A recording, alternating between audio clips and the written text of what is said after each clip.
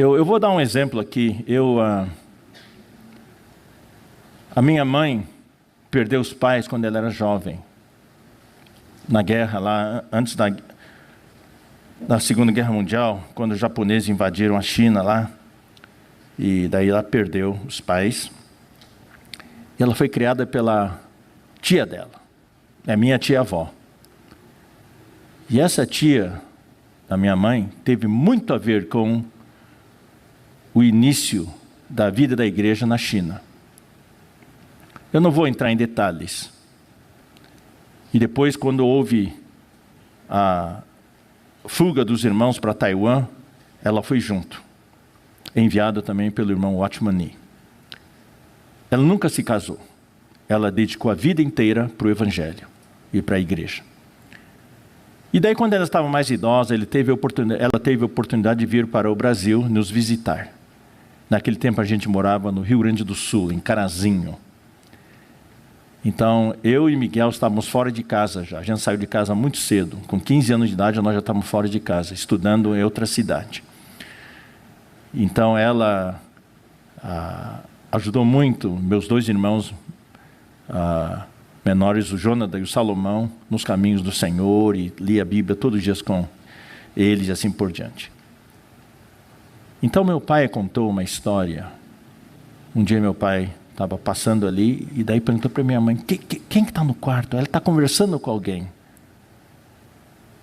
Conversando. Era assim, um tom de conversa mesmo. Depois descobriram que não tinha ninguém no quarto. Ela estava orando. Mas a oração dela não é essa oração que se ouve hoje. Essa gritaria. Não. Era uma conversa entre dois amigos. Se você for ler a Bíblia, aquelas conversas que Moisés tinha com Deus, você se lembra dessas conversas? Ali não tem um tom de oração, não é verdade? É de conversa. É de conversa. Eu vou mostrar para vocês hoje, nessa conversa que Moisés teve com Deus e que Elias teve com Deus, eles falaram, eu não aguento mais, me mata agora. Eles falaram, me mata. Moisés até falou, me mata numa ocasião, noutra ocasião falou, me tira do seu livro da vida. Não quero mais estar no seu livro da vida, não aguento mais. Você até pode assim, conversar com Deus, com respeito, mas desabafar. Eu sinto que na situação atual, irmão, nós precisamos ter intimidade com o Senhor. Esse é o meu encargo. Deus permitiu tudo isso acontecer, o que está acontecendo hoje, para nós termos uma experiência nova, de novas dimensões de Cristo. Talvez antes a nossa experiência com Cristo era linear, ou era só algumas dimensões. Hoje, a gente realmente se dá conta que hoje eu tenho fragilidades que eu não sabia que tinha antes. Não é verdade? Eu tenho vulnerabilidades que eu não sabia que tinha antes. Eu me sinto, ouçam bem o que estou falando, eu me sinto mais fraco que antes. Uau, então está ruim. Não, está bom, porque Paulo fala, quando eu sou fraco, então é que sou forte. Porque quando eu me sentia forte, eu me sentia tal, o super irmão, eu não dependia tanto do Senhor. Eu dependia da minha força natural. Mas hoje, no meio de toda a situação atual, vendo o sofrimento dos irmãos, e eu mesmo passando por sofrimentos, eu vejo que não sou um super irmão. Eu não sou nada, eu sou apenas um vaso de barro. Ter conflitos, eu tenho conflitos. Ter conflitos não é pecado. Pecado é você não depender do Senhor. É você ser independente do Senhor. Dom Pedro I proclamou, as margens do Ipiranga, ouviram do Ipiranga as margens plácidas. O que ele bradou? Independência ou morte. Eu vou dizer uma coisa. Se nós formos independentes de Deus, não é independência ou morte, é independência é morte. Nós temos que proclamar dependência ou morte. Ou eu dependo de Deus totalmente, ou eu morro. O mundo hoje ensina as pessoas a serem independentes, especialmente na sociedade norte-americana, onde eu morei 10 anos. Os jovens de lá, o anelo deles é completar 18 anos para sair de casa, para serem independentes, alugar um apartamento e fazer o que querem. Ninguém manda na vida deles, cada um é dono do seu nariz. Eu não quero ser dono do meu nariz. Meu nariz é pequeno de qualquer maneira, é achatado. Fui alvo de bullying quando era criança. Eu quero depender do Senhor. Dependência ou morte. Então o Senhor quer que nós experimentemos novas dimensões dele. Então o desabafo é uma oração muito íntima. Eu falo desabafo, mas quando você está feliz, você pode também extravasar a sua felicidade. Mas na situação atual, mas só que quando você está feliz, você não aguenta, você não fala, eu não aguento mais. Quando você fala, eu não aguento mais, é porque a situação está bastante difícil. E é nesse momento que a gente precisa desabafar diante de Deus, colocar diante de Deus o que você sente, a sua tristeza, ou a sua condição emocional, ou talvez você esteja confuso. Você precisa falar para Deus, eu estou confuso, Senhor. Ou você está experimentando acontecimentos muito desagradáveis, ou você está debaixo de muita pressão, ou alguma coisa incomoda você, ou você se vê num aperto, você não vê que não tem saída, ou a situação, está passando por uma situação pessoal muito dramática, ou talvez haja algumas tragédias, que o Senhor guarde a todos. E às vezes tem sofrimentos e dores insuportáveis, e você não para de chorar. Ou você tem necessidades especiais, humanas, ou materiais, financeiras. O que deve motivar o nosso desabafo, essa oração íntima com o Senhor, é a sua intimidade com Deus, a sua proximidade com Deus. E você ter a certeza de que Ele é soberano. Ele tem a sua vontade soberana. E que Deus é grande. E que Ele nunca erra.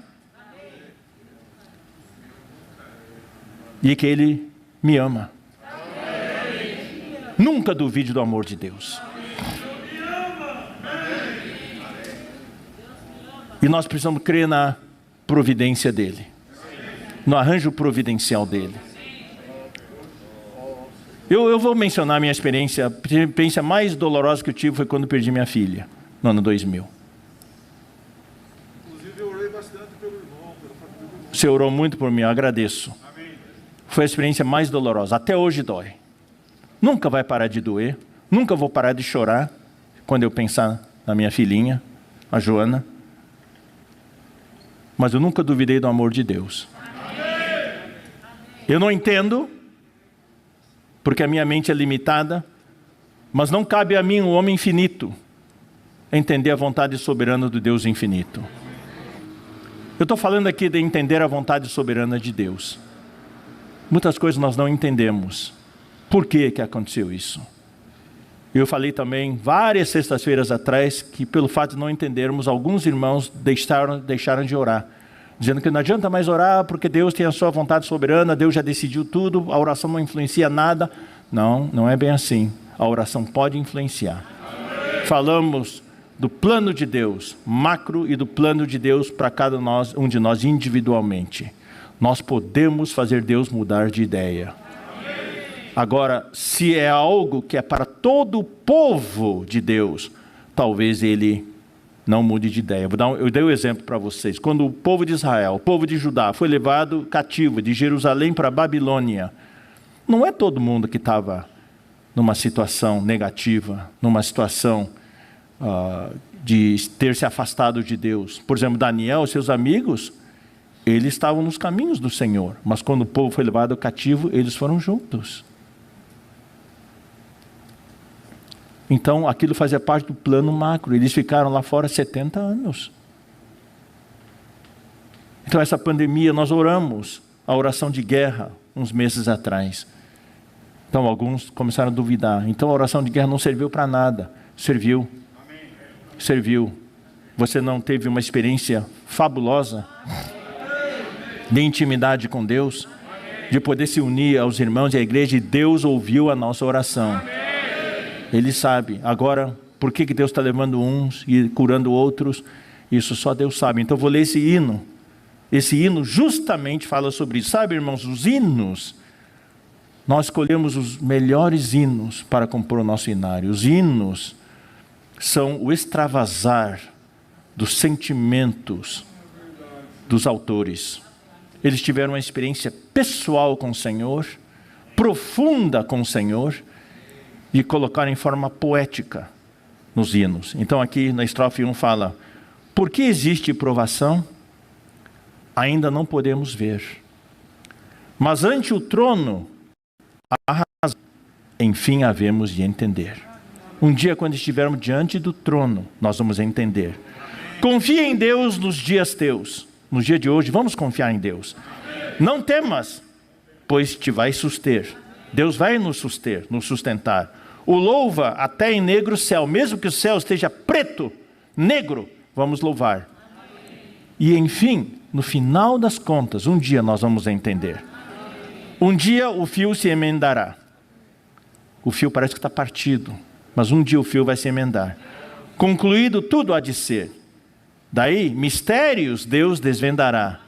E enfim, havemos de entender. Por que sofremos tanta dor? Por que no meio do prazer nos tem surgido o dissabor?